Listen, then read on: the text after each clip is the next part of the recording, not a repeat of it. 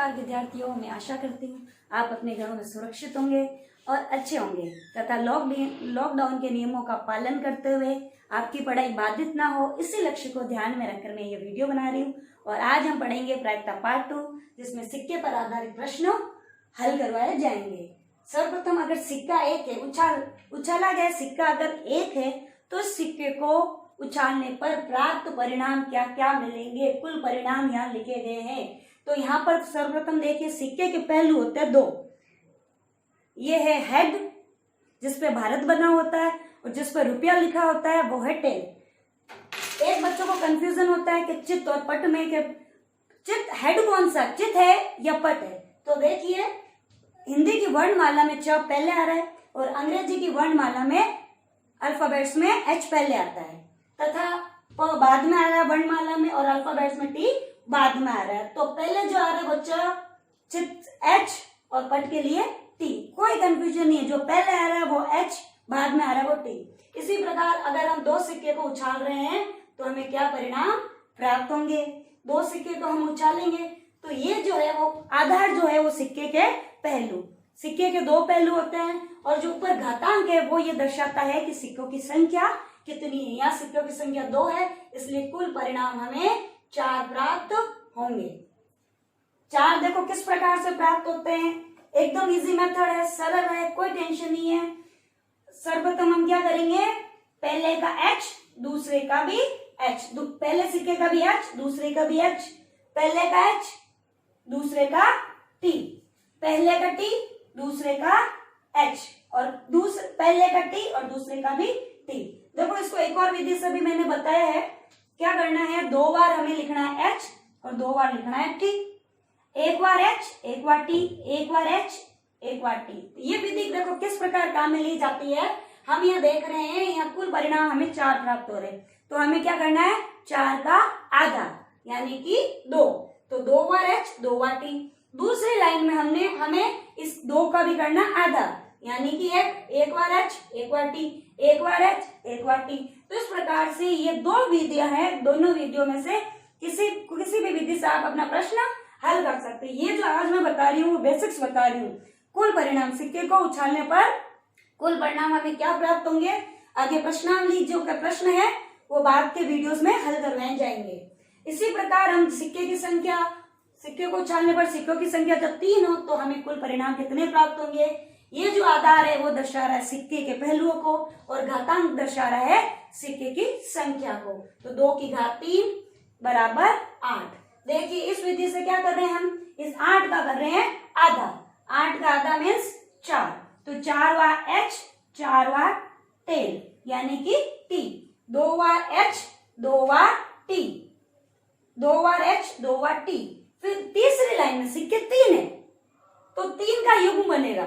तो तीसरी लाइन में क्या होगा, इस 2 का भी आधा करना है, यानी कि एक बार h एक बार t, एक बार h एक बार t। अल्टरनेट चलेंगे, एकांतरता निरंतर चलते रहेंगे। तो कुल परिणाम देखिए 1 2 3 4 5 6 7 8, हमें 8 परिणाम प्राप्त हो। और जो हमारी साधारण विधि है उससे भी हम कर सकते हैं। तो उसमें क्या है, हमें 3 बार लिखना है st st st, और हमने पहले जो परिणाम प्राप्त किया है वो हम सीधा यहाँ काम में ले रहे हैं कि पहले वाले को अपन को क्या करना है, पहले वाले h को पहले h से गुणा किया, पहले वाले h को दूसरे t से गुणा किया, और दूसरे को पहले से गुणा और दूसरे को दूसरे से गुणा। ये हम जो परिणाम है यहाँ ऊपर से परिणाम जो प्राप्त परिणाम है उसका सहायता ले रहे हैं। अब क्या करेंगे, हम तीसरा सेट है, तीसरा सिक्का एच टी, उससे करेंगे गुणा। तो पहला जो है एच है उसको एच से गुणा, पहले को दूसरे से गुणा, दूसरे को पहले से गुणा, फिर दूसरे को दूसरे से। इसी प्रकार है, सबको एक एक को पहले से और दूसरे से हमने गुणा किए और ये परिणाम हमें प्राप्त हुए। ये देख लीजिए 1 2 3 4 5 6 7 8, कुल परिणाम हमें 8 प्राप्त हुए।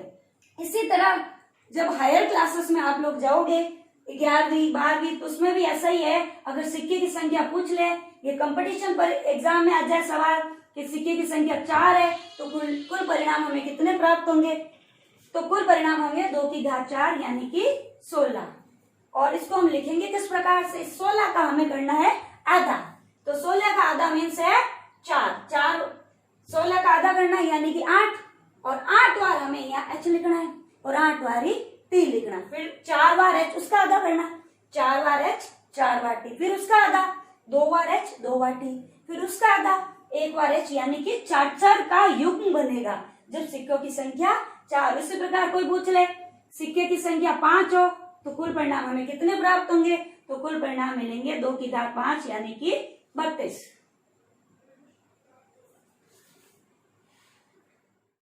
पासे पर आधारित प्रश्न हम किस प्रकार से इनके कुल परिणाम ज्ञात करते हैं। देखिए, जब पासा 1 हो, ये पासा है, पासे में कुल 6 फलक होते हैं, हर एक में बिंदियां लगी हुई है, 1 2 3 4 5 6 बिंदियां, कुल 6 फलक होते हैं। देखिए ये 1 है, ये एक बात का हमेशा ध्यान रखना कि पासे के विपरीत फलकों का योग सदैव 7 होता है। ये 1 है तो 1 के विपरीत फलक देखिए इसका 6 है, 6 और 1 7 हो गए। इसी प्रकार 2 है तो 2 के विपरीत फलक 5 होगा, 3 का विपरीत फलक 4 होगा, 4 का 3 होगा, 5 का 2। इस प्रकार इनके फलकों का योग सदैव 7 होता है। प्रतियोगी परीक्षा में कई बार ये प्रश्न पूछ लिया जाता है। अब देखिए पासा है तो पासे के कुल फलक होते हैं 6, तो 6 सिक्के में भी हमने इसी प्रकार किया था, सिक्के के पहलू होते हैं उसको तो आधार लिखते हैं और सिक्कों की संख्या को घात लिखते हैं। तो पासे के पहलू है 6 पेशस फलक और उसकी जो पासे की संख्या है 1, इसलिए कुल परिणाम हमें 1 2 अंक मिलते हैं अलग अलग, 1 2 3 4 5 6 अंक या बिंदियां लगी होती, कुल 6 परिणाम प्राप्त होते हैं। इसी प्रकार अगर पासे की संख्या 2 है तो यहाँ आधार में हम लिखेंगे इसके फलक, कुल फलक होते हैं 6 और पासे की संख्या है 2, यानी कि 6 की घात 2, 6 छंग 36, तो कुल परिणाम हमें 36 प्रकार होंगे, 36 ज्ञात होंगे। देखिए किस प्रकार ज्ञात होंगे, पहले पासे का 1 बिंदु, दूसरे का भी 1, पहले का 1 दूसरे का 2, पहले का 1 दूसरे का 3, पहले का 1 दूसरे का 4, पहले का 1 दूसरे का 5 1 6। इसी प्रकार से पहले पासे का 2 अंक या 2 बिंदियां, दूसरे का 1, पहले का 2 दूसरे का 2, पहले में सेम रहेगा और आगे वाले में हमें 1 से लेकर 6 तक गिनती लिखनी है। इसी प्रकार हम देखिए 3 अंक है, पहले में 3 है, फिर 1 2 3 4 5 6, पीछे में 1 से 6 तक गिनती करनी है। 4 1 4 2 4 3 4 4 4 5 4 6, 5 1 5 2 5 3 5 4 5 5 5 6। अब देखिए 6 पहले में 6 दूसरे में 1, पीछे हमें गिनती लिखनी है 6 तक, तो लास्ट हमें मिल रहा है 6,6, पहले का 6 दूसरे का भी 6। अब देखो प्रश्न क्या बनता है, प्रश्न ये बनता है इसमें कि 2 पासे को उछालने पर, ये इस बात का हमेशा ध्यान रखें कि 2 पासे को उछाले या 1 पासे को 2 बार उछाले या 2 को 1 बार, 1 सिक्के को 2 बार उछाले या 2 सिक्के को 1 बार, कुल परिणाम हमें बराबर ही प्राप्त होंगे, किसी भी अवस्था में इनमें बदलाव नहीं आएगा। अब देखिए प्रश्न जो बनता है वो ये बनता है कि 2 पासे को उछालने पर इनके अंकों का योग 3 आने के कुल कितनी संभावना है, यानी कि प्रायिकता होगी। तो अंकों का योग देखिए, एक तो यहाँ आ रहा है 3 और एक यहाँ हमें प्राप्त मिल रहा है 3, 1,2, 1 और 2 का योग 3 और यहाँ भी 2 और 1 का योग 3। हमेशा ये जो है तिरछी लाइनों में हमें प्राप्त होते हैं, हमें ज्यादा सोचने की भी जरूरत नहीं। अगर ये सवाल पूछ ले कि अंकों का योग 4 होने के कुल कितनी प्रायिकता होगी, तो अंकों का यानी कि अनुकूल परिणाम हमें क्या मिलेंगे, 1,3, इनका योग 4, 2,2 4 और 3,1 इनका योग भी 4। हमेशा ये तिरछी लाइनें प्राप्त होगी। इसी प्रकार पूछ ले 5 होने के बताओ अनुकूल परिणाम, तो अनुकूल परिणाम 1,4, 2,3, 3,2 और 4,1, यानी 1 2 3 4 अनुकूल परिणाम। और कुल परिणाम में बता सूत्र पहले वीडियो में बताया गया, प्रायिकता का सूत्र है अनुकूल परिणाम बटा कुल परिणाम, यानी कि 4/36। अब देखिए आगे, अगर 6 पूछ ले 7 पूछ ले, इसी प्रकार हम तिरछी लाइनों में सबके उत्तर बता सकते हैं। लास्ट में ये पूछे कि अंकों का योग 2 होने की प्रायिकता बताओ, तो अंकों का योग 2 कहाँ हो रहा है, 1 बार, 1 और 1, ठीक है, तो 1/36। पूछ ले अंकों का योग 1 होने की प्रायिकता बताओ, तो वो क्या होगा, 1 है ही नहीं, 0/36, यानी कि उत्तर आएगा 0। अगर ये 13 का पूछ ले अंकों का योग 13 बताओ, तो 13 किसी भी केस में 13 नहीं हो सकता, 6 और 6 की जोड़ करते हैं तो 12/36 होता है, तो इसका भी प्रायिकता क्या आएगी, 0।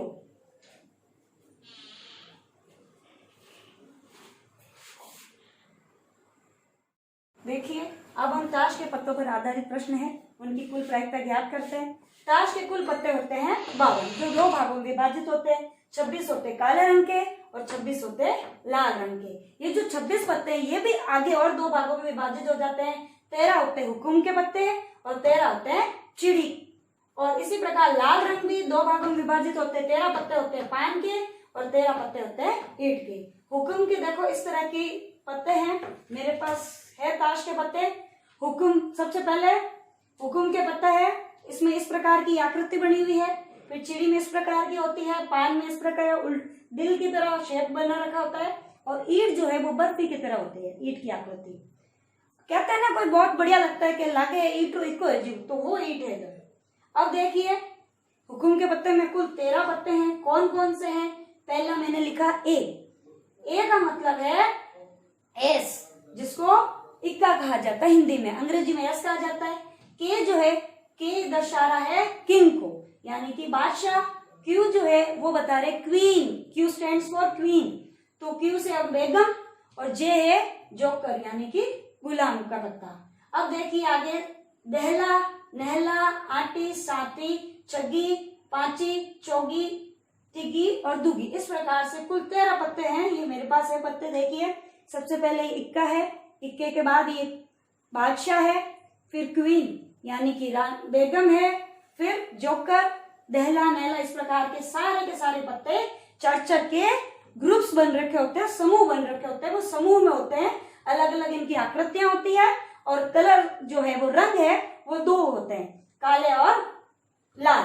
अब देखिए ये जो है पत्ता बादशाह, बेगम और गुलाम, हर एक समूह में 3-3 पत्ते होते हैं। तो 3 इसमें हुकुम में, 3 चिड़ी में, यानी कि 6, 3 ही पान में और 3 ही ईंट में। तो कुल मिला के ये जो 12 पत्ते हैं वो होते हैं तस्वीर वाले पत्ते। तस्वीर वाले पत्ते से तात्पर्य है कि इन पर तस्वीर बनी होती है, फोटो बनी हुई होती है। ये देखिए तस्वीर बनी हुई है, तो हर एक 13 में 3-3 पत्ते, तो कुल 52 में हो गए 12 पत्ते। तो इस पर भी प्रश्न बनता है कि 52 पत्तों की गड्डी में से एक पत्ता निकाला जा रहा है, तो उस पत्ते की तस्वीर वाला पत्ता आने की प्रायिकता ज्ञात कीजिए। तो तस्वीर वाले कुल पत्ते होते हैं 12। अनुकूल परिणाम हमें प्राप्त हो गए 12 और कुल परिणाम है 52। आगे जब हम प्रश्नावली में प्रश्न करेंगे तो इसी पर आधारित है और आपके कंसेप्ट अच्छे से क्लियर हो जाएंगे। धन्यवाद।